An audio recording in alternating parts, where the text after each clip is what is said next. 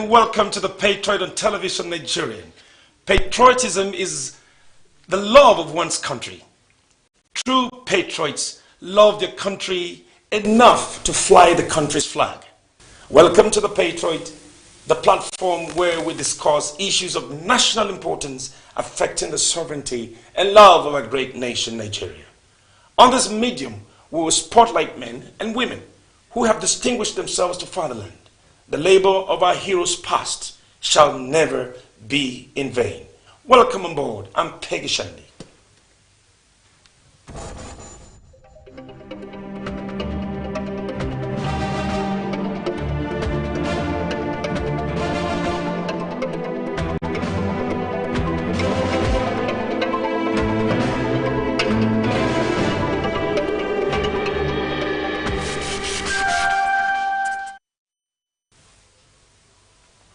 Arise, O compatriots, Nigeria calls obey, to serve our fatherland with love and strength and faith. The labor of our heroes past shall never be in vain, to serve with heart and might. One nation bound in freedom, peace, and unity. These are the 7 lines of the first stanza of the Nigerian national anthem. We will introduce our guests just right after this break. I pledge to Nigeria, my country. So goes the opening lines of the 6-line National Pledge of Nigeria. Today, not a few, whether young or old, merely recite the National Pledge as a matter of routine or tradition, with their hearts being poles apart from the very spirit, creed, and essence of the pledge. Many simply do not understand its purport or feel the import of it, while many others choose to observe the pledge in breach only. Today we have decided to walk on the footpath of the very words of the National Pledge, keeping its vision and essence in our hearts, in our souls, and in our minds. I pledge to Nigeria, my country, to be faithful, loyal, and honest, to serve Nigeria with all my strength, to defend her unity, and uphold her honor and glory. So help me God. Nigeria, no doubt, will truly be the giant of Africa, developed and well rated in all indices, if her national pledge is treated with sacred obedience. It's on us, it's our duty and responsibility to make this country a better place. Let's live the pledge.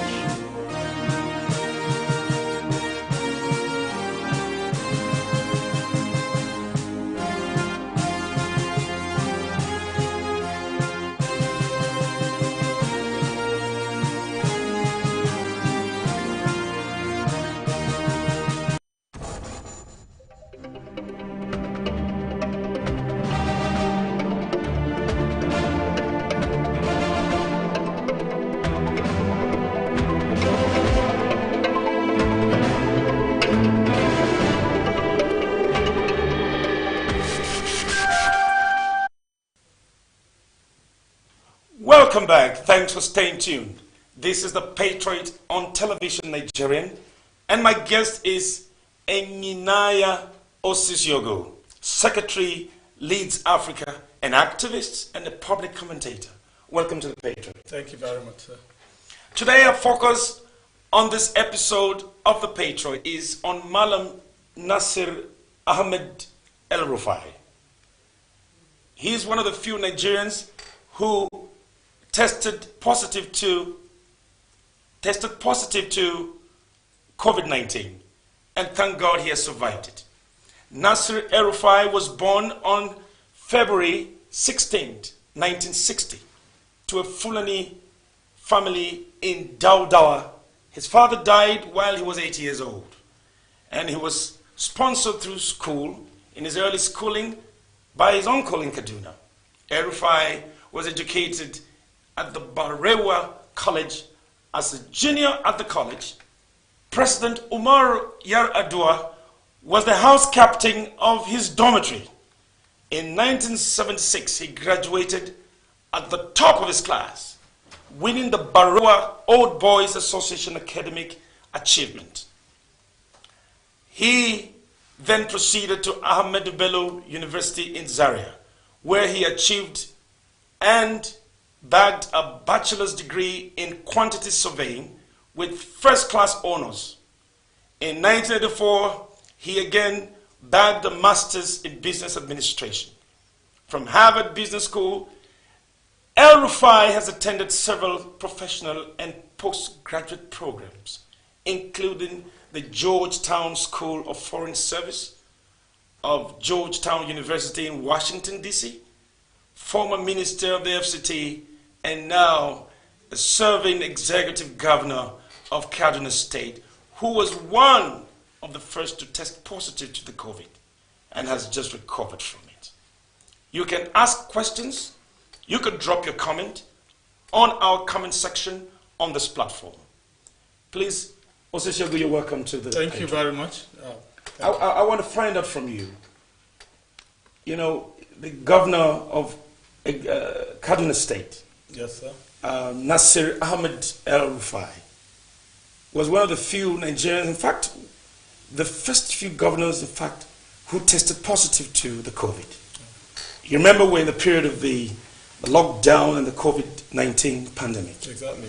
Yeah, so we want to refresh our minds on that, and then what can you say as an executive governor of Kaduna State? What do you think his performance and that he has recovered? Yes. What has happened so far in the last 1 month, he has been in a top flight public purview for having tested positive to the COVID-19. And very patriotically, I would say, he is one of those top public servants in Nigeria that went public to announce his status, you know, irrespective of the stigma that would have been attached to it. This was, of course, when a lot of people were running away from being tested for this. This was, of course, when the immediate past chief of staff, Malam Abba Kyari, may he so rest in peace, actually wrote a letter to the federal legislature asking the speaker to ask the senators, the representatives to allow themselves to be tested. And of course, on the 28th of March, Malam Nasir El Rufai came publicly to say, here I am the governor of this state, I have tested positive, and of course, not just testing positive, he proceeded immediately on quarantine, and of course, remained there. Of course, many people would wonder why a governor would abdicate the service, the authority he has as a governor to continue to govern the state. But of course, El Rufai did that. Of course, those of us who followed keenly would notice that El Rufai remained in isolation, at best only followed up what was happening in public via video conferencing and other, refused to have contact with anybody. Again, El Rufai locked down Kaduna partially 4 days before he tested positive. What it means is that he had even gone ahead to protect the Kaduna people. And he has even gone ahead, even at the sacrifice of self-isolation, to protect the Kaduna people. And of course, you could see today that the way these cases are skyrocketing in other states of the Federation, judging that Kaduna has their first index case with himself testing positive almost a month ago, the state is still maintaining a single-digit number of cases up until today. So this is a proactive, a pragmatic, and above all, patriotic leader who has taken it upon himself to ensure that his people are protected and, of course, serve the duty for which he has been elected. We must commend him for that. It's very unfortunate that the chief of staff to the president passed away due to these COVID-19. He was a victim, and he paid the supreme price. Yes. Yes. And we have today a very special appearance to talk about Kaduna State, who has also in the news recorded as a survivor. So moving from death to survivor. Yes, I do. You think that there's a hope for those who have been affected. And you also mentioned that he came out as a governor, you know, to announce it that I'm the governor, yet I don't care about stigmatization. Exactly. And I'm going to test. And I'm positive. Exactly. And then he isolated himself. Exactly. And we're still maintaining the single-digit numbers within the period of the lockdown as we speak right now.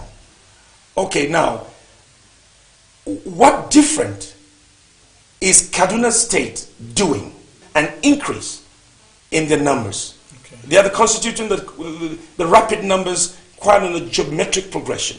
Exactly. Yes, okay. What can you tell me? What different has El Rufai done? I would want to take it from the perspective that, of course, Lagos is a different case. Of course, Lagos is the epicenter of, it should be the epicenter of this, since it is a virus that has been imported, judging from the number of international flights that land in Lagos on a daily basis, actually when they used to come. Of course, Lagos, most of the index cases could come from Lagos. But again, I could juxtapose Kaduna with Kano, both of them in the north, having direct boundaries and share a lot of socio-cultural, socio-political similarities. Of course, what we are saying is that this is a governor that even before the state could record the first index case, had actually proceeded on taking measures, various measures, both safety measures and of course administrative measures to ensure that this does not spread in his state. That singular act could actually stop a very ugly trend of the virus in that state. So about a month ago, we saw this coming, and of course he shut down the state, put some measures in place. Of course, use yourself as an example. Of course, you would not say you will not get tested. The problem we are having today is that someone will land in Lagos, travel all the way to Abuja, and proceed to Kano, proceed to Anambra, proceed to Abia, and of course transmitting these infections all over those places. Now, if they could take the footsteps, the exemplary attitude of Malam Nasir El-Rufai in making themselves available for this test, and of course discipline themselves in isolation. That is what we are emphasizing. That is what a leader does. A leader that actually does everything he does by example. We see people making, the Minister of Aviation said that so many people are sending requests, so many governors sending flight requests for them to be allowed to move at a critical time like this. Of course, such kind of governors are not the types of El Rufai. Of course, that's what I mean is that disciplined in isolation, got all his treatment inside his private apartment within the government house in Kaduna. What it means is that God forbid anybody that gets the case in Kaduna would get the confidence that if the governor could get treated within the confines of his state, would also have the confidence. He didn't leave, he didn't even go to Lagos. He didn't even make any such attempts to even come to nearby Abuja to get better treatment. So another point he has made is that in Kaduna State, I have been governor for close to 5 years. We have the confidence that our facilities can treat anybody that comes up with symptoms of COVID-19. Okay, all right, okay. So you said the boundary between Kaduna State and Kano State. Yes. They're so close. They share the boundaries together.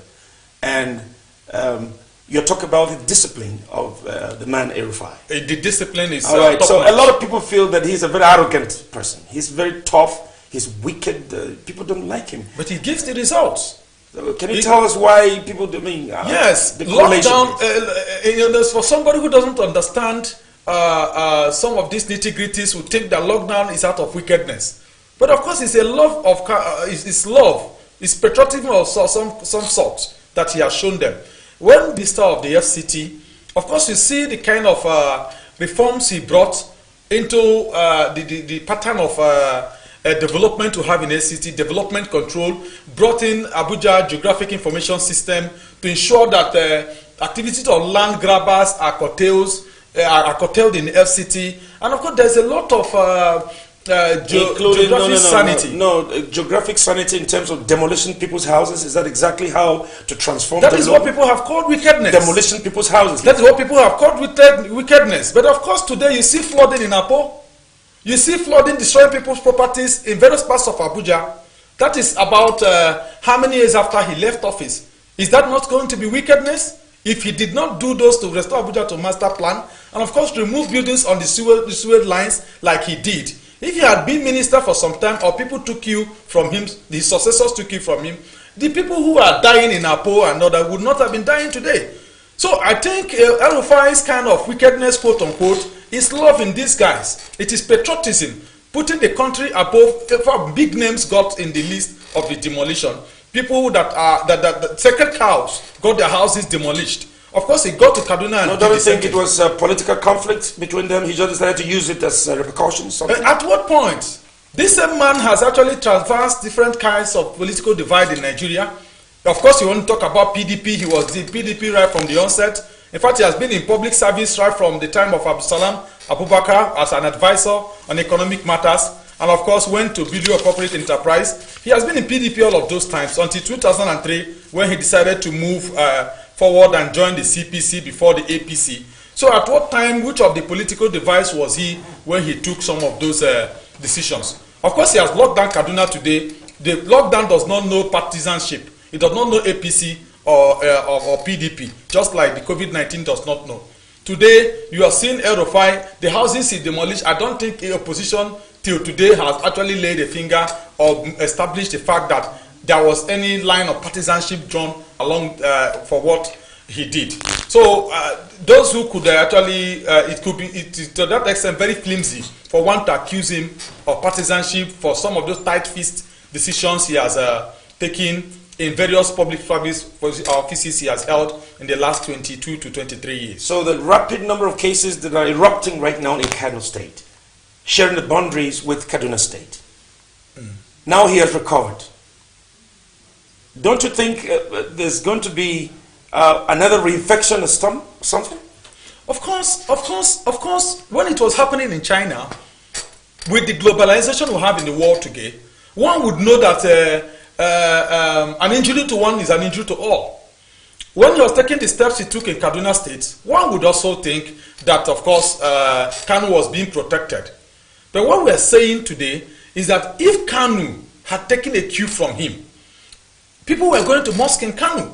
But he went ahead to shut down mosques, churches, irrespective of whose horse is God.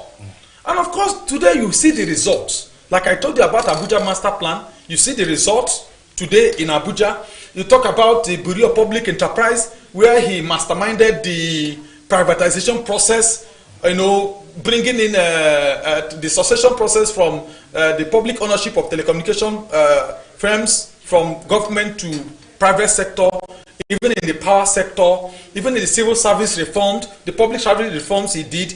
These are things that are bringing results. There are things that bring temporary discomfort, of course. So what I'm saying, in essence, is that what is happening in Kaduna today is in line with what Malam Nasir Rufai is known with. When he became governor, he reduced the number of ministries from about 20-something to 13. And of course was able to save over about 1.2 trillion or thereabout in this. He was one of the first governors, I wouldn't release, I don't have the statistics, that enforced TSA. And of course, he closed about 400 and something accounts belonging to various ministries and all of that. So Kaduna governance is actually a model that a lot of people need to go and look at. But he has been demolishing, property, millions of Christians particularly. There is nothing wrong in doing a little wrong to achieve great rights. There's nothing wrong in doing a little wrong to achieve great rights.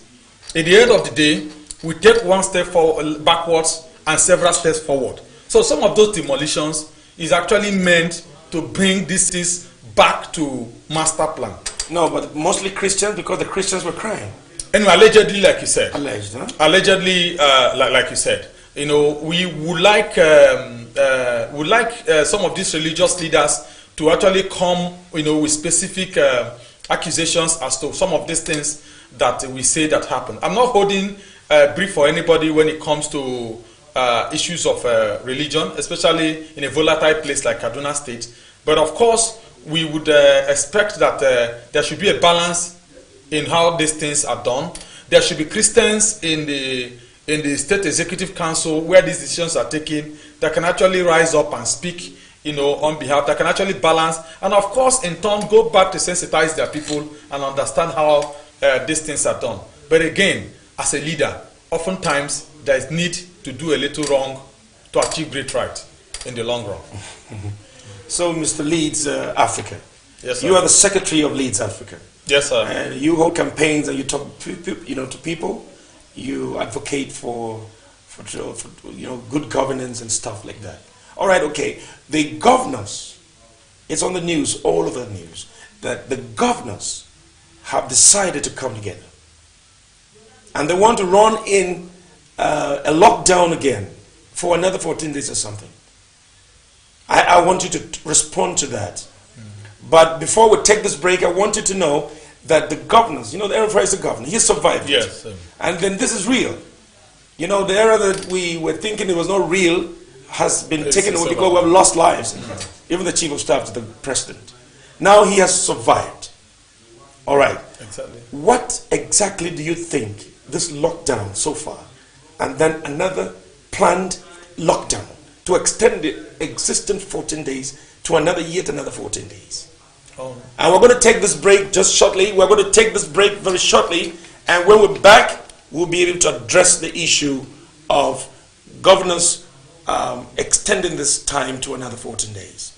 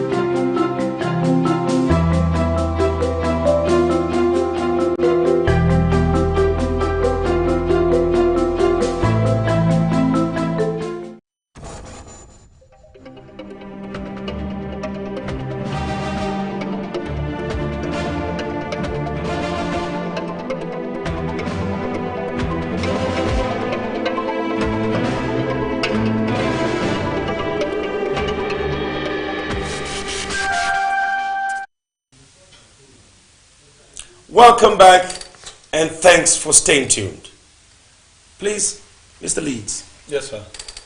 What exactly will you tell us about this Governors Forum, where the El Rufai himself is also part of? He's also a member of the Governors Forum, and they're planning to extend another 14 days. We have done a 14 days before, and we'll run another 14 days. Yes. And then they're also planning another 14 days. What exactly is this lockdown thing all about? If at all the governors are planning another 14-day lockdown, it is actually to correct the ineptitude, or should I say failure, of some of the governors. I would say so because, we were not proactive at all. And sadly, we operate a federal system where, to a very large extent, every governor has, is the chief security officer of their state, secure them from not only even health insecurity, if I must say so. If every governor had taken proper steps, as ought to have been done, and of course to match up what the federal government did, where they had jurisdiction, in Abuja and of course the FCT, we wouldn't have been talking about a further lockdown. Today, smaller countries in Africa are actually lifting the lockdown with much more cases. But what we are afraid of is the rate at which, not nationally, but of course pockets of cases in states are beginning to emerge, are beginning to skyrocket, for instance in Kano. So one would be afraid with the population of Kano, with the economic viability of Kano, with the mobility of people in Kano across the northern Nigeria, one would be very worried as to this thing happening in Kano. In Lagos, of course, it's understandable. We have a lot of influx of foreign flights. You know, we have a case in Borno, which is another place, very commercially viable and mobile in the Lake Chad basin.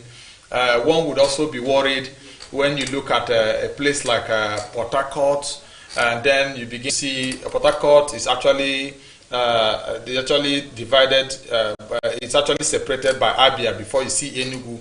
So on the other end, you see Enugu having a case, and on the other side, you see Port Harcourt having a case, and now Abia has a case in between. You know, Ebonyi is actually on his toes, Imo is actually on his toes.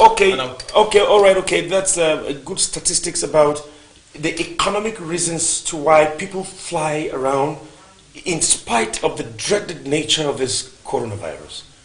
The question I want to ask you is that, away from the economic activities, yes, don't you think that the Hausa Fulani people, you know, the northern part of Nigeria, are so communal in nature? You know, it looks like they love hanging around together, sitting together, praying together. You know, after the work of the day, after the day's work, they retire back to, you know, clusters.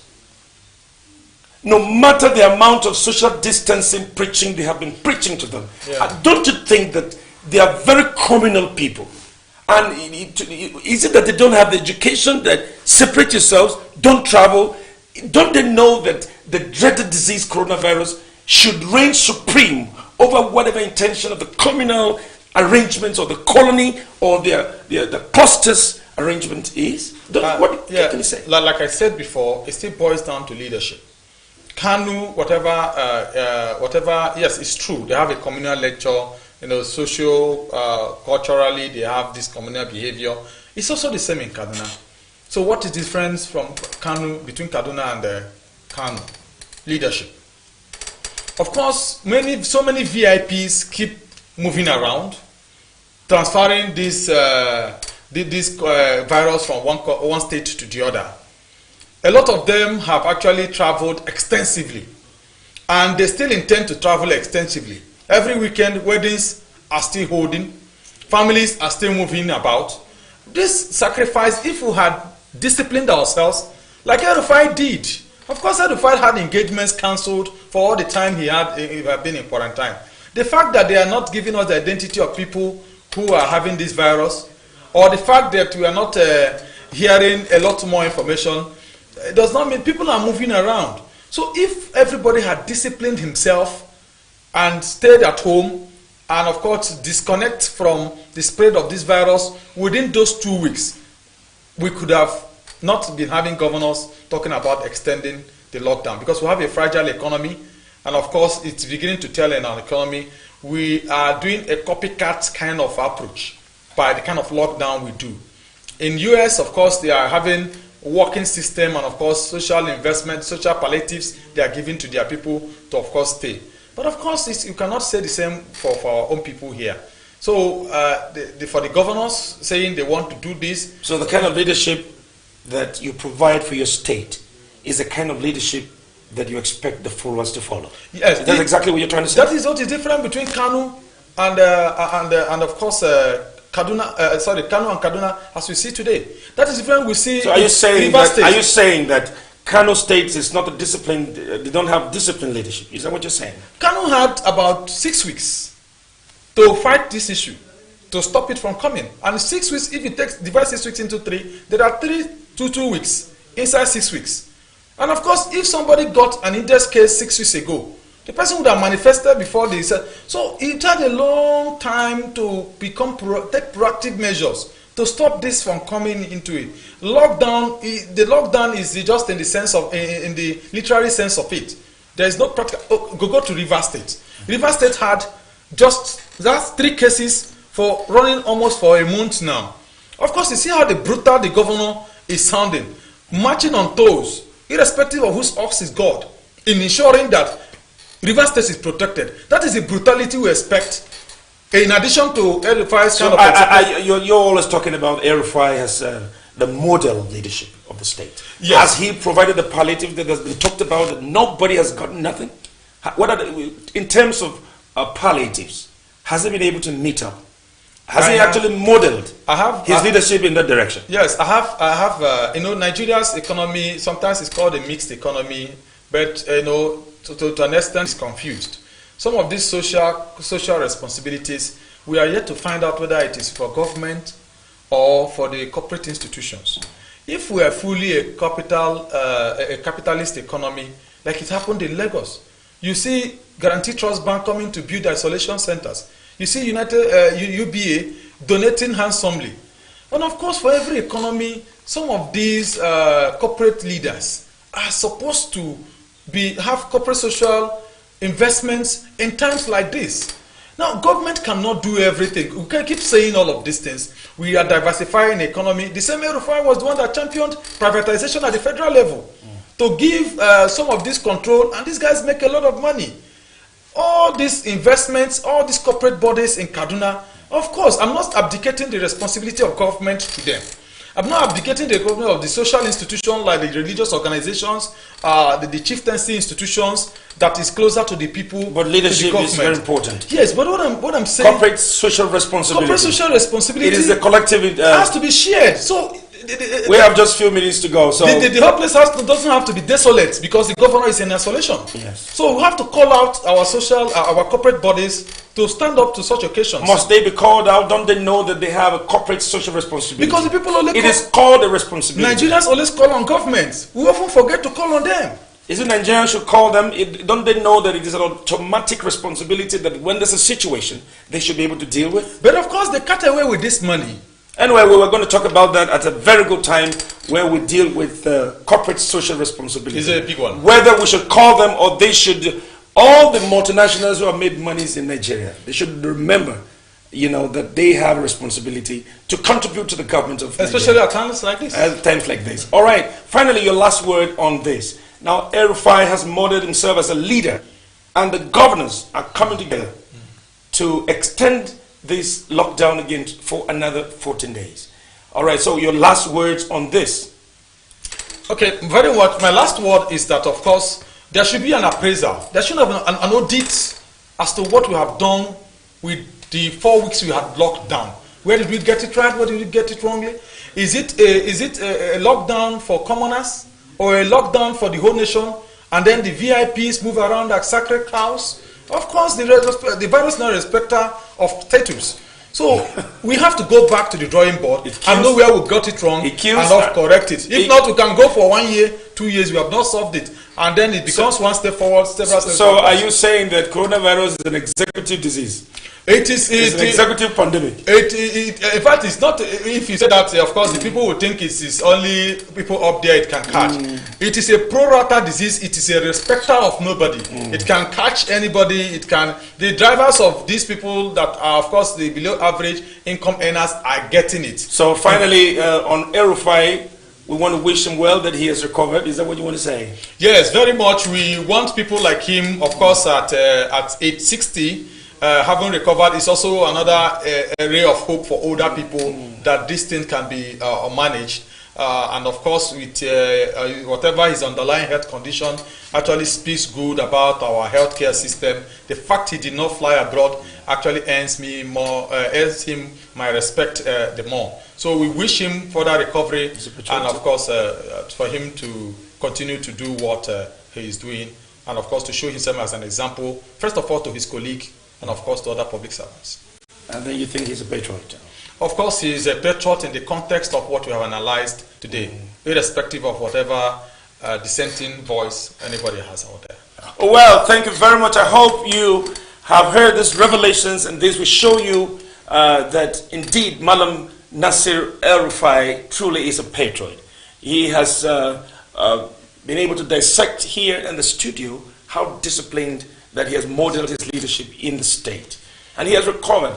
Big thanks for your recovery, that you have recovered from COVID-19 at the time when Nigeria